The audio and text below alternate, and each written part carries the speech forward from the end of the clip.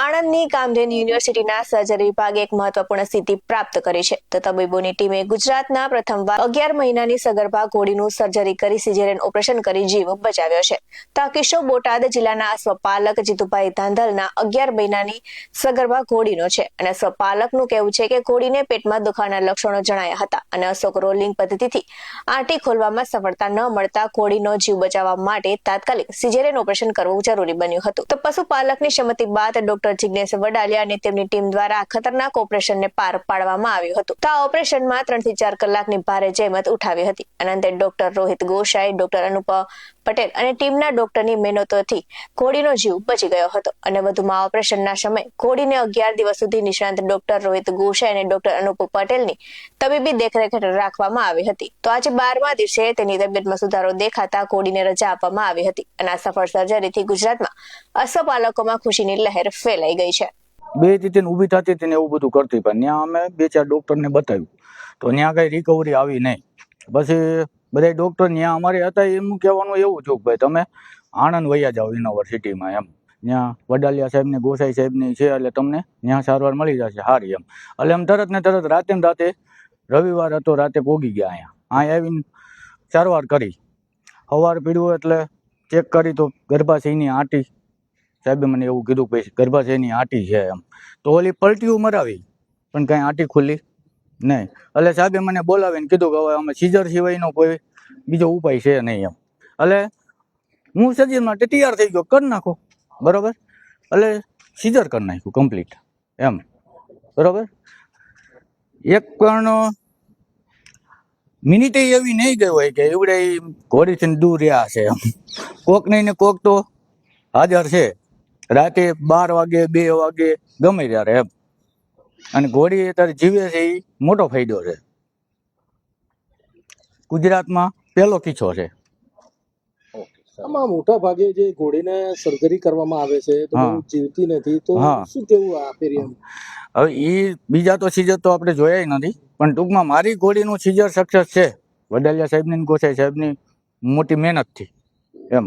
લગભગ ગુજરાતમાં કોઈ હજી સુધીમાં કિસ્સો બચ્યો નથી. એટલે ટૂંકમાં સીઝર નહીં, લગભગ કોઈ પેટની બીમારીમાંથી ઘોડું બચવું એ બહુ અઘરું છે એમ.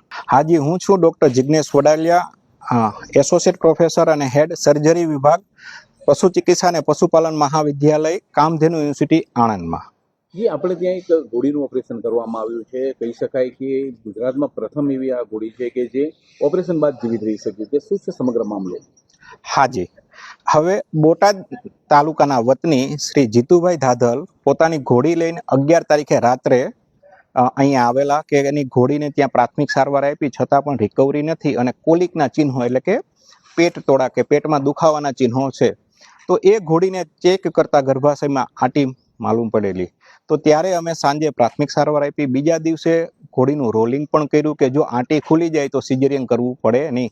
3 થી 4 રોલિંગ કરવા છતાં પણ જ્યારે ગર્ભાશયની આંટી ના ખુલી ત્યારે મેં એમના માલિક, ઘોડીના માલિક શ્રી જીતુભાઈ સાથે વાત કરી, ચર્ચા કરી અને એને સમજાયું કે જો એક સિઝેરિયન છેલ્લો ઓપ્શન છે અને સિઝેરિયન થશે તો શું શું થઈ શકશે, કેવા કેવા કોમ્પ્લિકેશન થઈ શકશે સર્જરી દરમિયાન પણ અને સર્જરી પછી પણ. કેમ કે પેટ જ્યારે પણ ઘોડાઓનું ખોલવામાં આવે છે ત્યારે એ સર્જરી હંમેશા ફેટલ એટલે કે એના માટે જીવલેણ સાબિત થતી હોય છે કે પેટમાં ઇન્ફેક્શન થઈ જવાથી જેમ બીજા જાનવરોના આપણે પેટની સર્જરી કરી શકીએ, ગાય હોય, ભેંસ હોય, ઘેટા, બકરા, કૂતરા, એ રીતે ઇઝીલી ઘોડાઓમાં પેટની સર્જરી થઈ શકતી નથી અને સીઝર કરવા માટે હંમેશા પેટ ખોલવું જ પડે, ત્યાર પછી જ ગર્ભાશય ખોલી શકાય. જેથી એક આ જીવલેણ સર્જરી હતી અથવા તો રિસ્કી જીવલેણ એટલે રિસ્કી સર્જરી હતી કે જેમાં ઇન્ફેક્શન થઈને પેરિટોનાઇટિસ થઈને અને ઘોડીને ડેથ થવાના ચાન્સ વધુ હતા અને રિકવર થઈને અને સર્વાઈવ થવાના ચાન્સ ઓછા હતા. એ કન્ડિશનમાં જ્યારે ઘોડીના પેટમાં મરેલું બચ્ચું હતું